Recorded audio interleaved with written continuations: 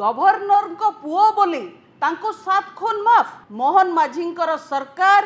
राज्यपाल पुओ जे दोषी ताको सुरक्षा दौरान। आमे जानीचे जे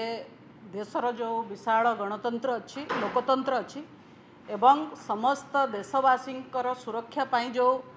संविधान रही सांविधानिक विधि व्यवस्था रही सेथरे कौनसी लोक जेते भी क्षमताशाली हो तापाई किछि स्वतंत्र व्यवस्था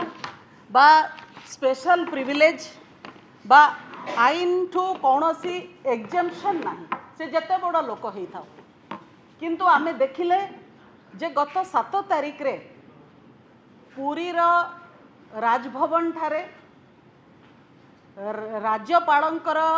जो प्रॉपर्टी रही जो तांकर बासभवन ठारे